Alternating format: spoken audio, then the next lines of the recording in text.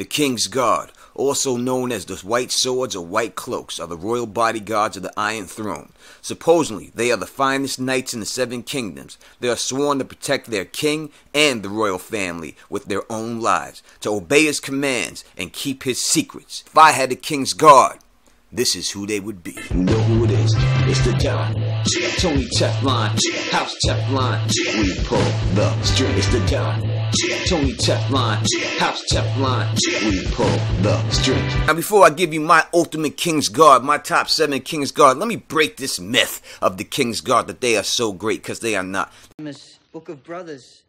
All the great deeds of all the great Kingsguard. The Kingsguard is nothing more than the Night's Watch. The Night's Watch of the South. Everything about them is just the exact opposite of the Night's Watchmen. The Kingsguards wear white cloaks. The Night's Watchmen wear black cloaks. The Kingsguards are supposed to be made up of heroes. The Night's Watchmen are made up of villains and all criminals. The Kingsguardmen can hold no lands. Night's Watchmen can hold no lands. Kingsguard aren't allowed to have babies. The Night's Watchmen aren't allowed to have babies. And the Night's Watchmen protect the realm from the White Walkers and outside threats. And the Kingsguard protect the man that is known as the realm from the outside threat. So that's all they are. Exactly, the Night's Watchmen of the South. So we know that the Night's Watchmen aren't as criminal as they seem. So therefore the Kingsguard shouldn't be seen as noble as they seem. It's all stories. That being said, here is my ultimate Kingsguard. I will only choose people from the Kingsguard in this video. In another video, I will do members who never were on the Kingsguard. So, my Lord Commander of the TeflonGaurd is...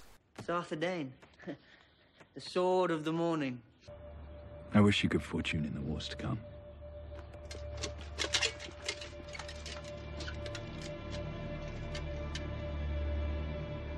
And now it begins. And how could it not be this man? My number 1 criteria for a Kingsguardman is loyalty. More than fighting, more than anything else, I need a man who's loyal to me. Someone who's going to put his life on the line to me and do what I say. And as this man's life has shown, he is that type of guy. I mean, his exploits are without question. Led the attack on the Kingswood Brotherhood. Defeated the Smiling Knight in single combat. Dawn in his hand, he's probably undefeatable as a fighter, and he's also great on horseback. So that is without a doubt why he is my Lord Commander, and I would not choose anybody else. He is definitely fit for the job. Now my next pick is more legend, because he's supposedly born during the Age of Heroes, but the singers have put him in the song saying he is a Kingsguardman, so that is why I'm going to put him down with the Kingsguard, and that man is none other than Serwyn of the Mirror Shield. This man is the only man that I know of, that I've seen in the stories, that has killed a giant and killed a dragon. And for that reason alone, he has to be on the Kingsguard. Now, it's said that he was also haunted by all the knights that he killed, and that's something that I want in my Kingsguardman. Someone who has some type of emotion, someone who knows good from evil, knows right from wrong. So that is why this man, Serwyn of the Mirror Shield, is my number 2. Now my next pick is probably the only guy who can even challenge the first 2 guys that I mentioned.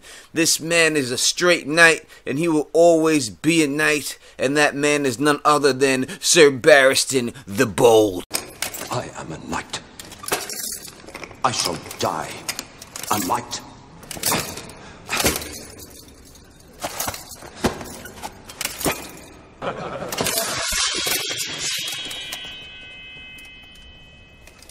Even now I could cut through the 5 of you like carving a cake.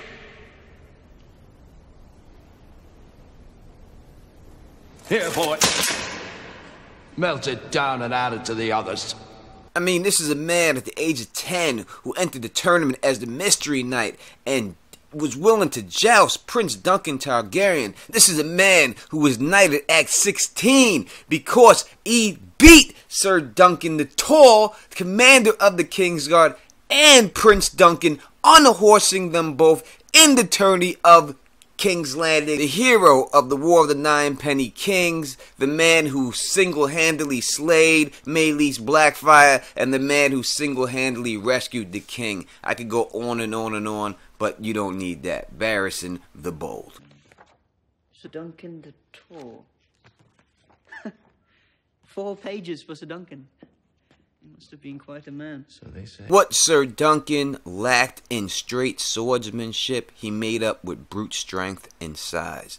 His whole history isn't all written, but we know the man has a keen eye because he was able to spot Blood Raven while he was in his disguise. So the man has a keen eye and he's very loyal. He's a big man. That's why Sir Duncan the Tall makes the TeflonGaurd. Next pick people may say is kind of low, but I question the man's character, and that's why he is lower than the other people. But no doubt, I definitely have to have this man on my list, and that is none other than Prince Aemon, the Dragon Knight Targaryen.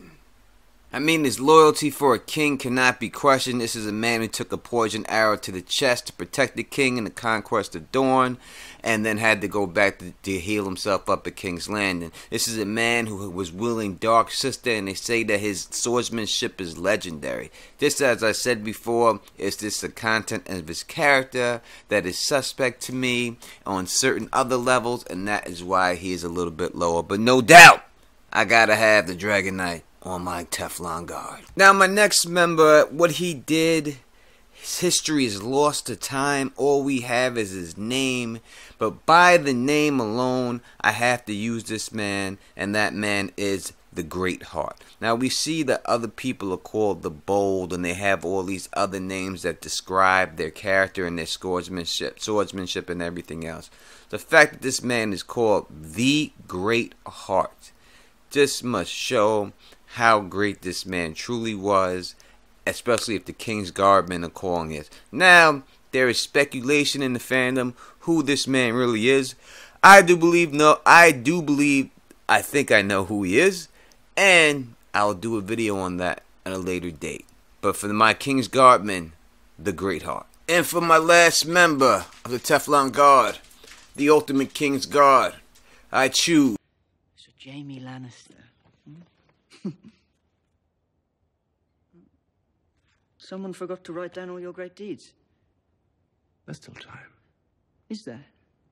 For a 40-year-old knight with one hand? I don't agree with Joffrey, but on this instant I have no choice but to, because Jaime Lannister is just terrible. So my last member of the Kingsguard will be Sir Raymond Barristan, and this is the man who prevented the assassination of King Aenys I during the Faith Militant Uprising. This is a man who was a Baratheon, so I believe in the Baratheon line, because I'm a Stannis Baratheon fan. So that man makes the TeflonGaurd. So put it in the comments who would be a part of your Kingsguard, and let the Don know who you rolling with. If you like the way I do this, please thumbs up this, please spread this across the realm, and please subscribe. And until next time, you know who it is. Peace!